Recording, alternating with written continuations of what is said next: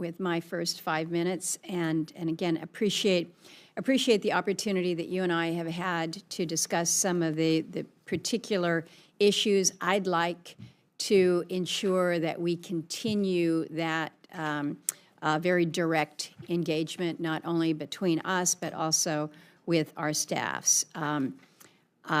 We've had a conversation about transparency, partnership, and responsiveness, and again, I think you come to this position really from a good place because you've sat in our seats here, so to speak, when you've asked questions of an agency and you get frustrated because you're not able to get what you're seeking. So there is a lot going on within the agency, as you have outlined, and as both the ranking member and I have outlined.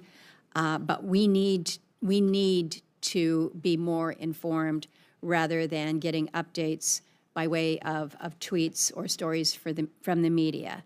The agency has issued reorganization notifications, but we're not getting the full picture or the answers to some of the questions that we have asked. So my direct question to you this morning is just a renewed commitment that the promise of transparency, partnership, and responsiveness is there, that we're going to be able to have meetings between your senior teams and our folks on the appropriations side, so that we can help you, let me help you type of an approach. And that's what I'm seeking from you this morning, Mr. Administrator.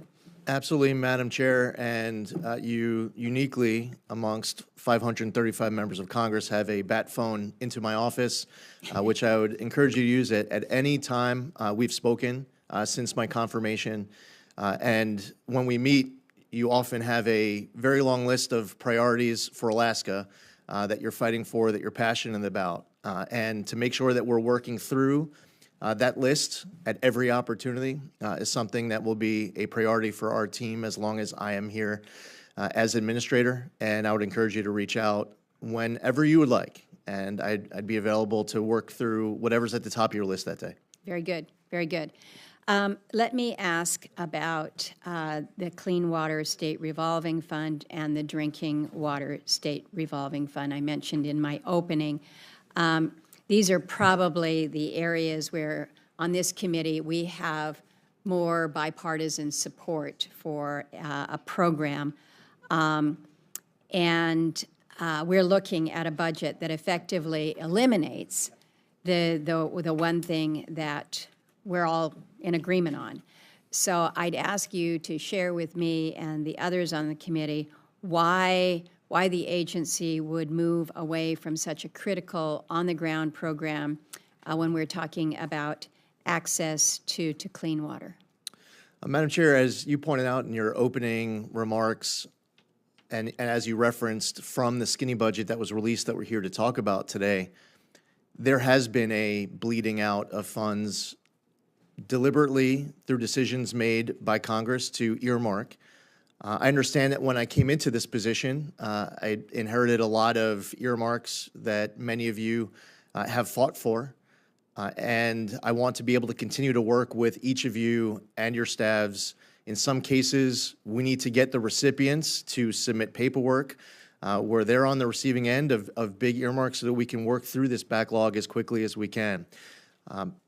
It would be helpful to have a conversation about the SRF and the use of earmarks and how that has been reducing the funding through the years. As you all know, there's a difference when these skinny budgets come out, whether or not something is funded at $0 or it's funded at $1. Now, that might not seem like much to the American public in understanding how these conversations go in Congress. The SRF is not zeroed out in the skinny budget, and in fact, it has hundreds of millions of dollars there in it.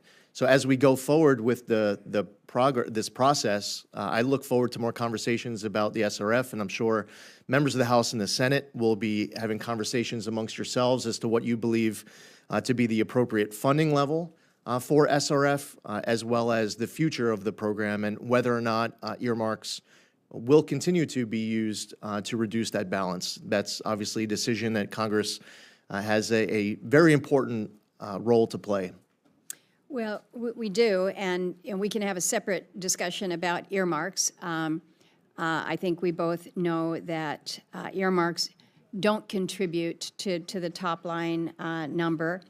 You are discussing here a concern that I have raised with you, that there has been over the years congressionally directed spending, earmarks, that have been moved through the process, authorized and appropriated to, and still not spent down. So my time has expired now. Know that on this next round, I'm going to ask for a little more discussion about that.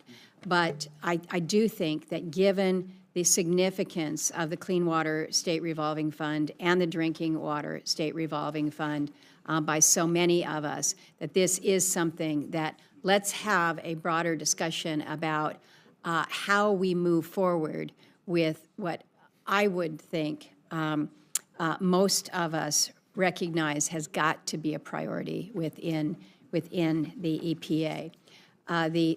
The ranking member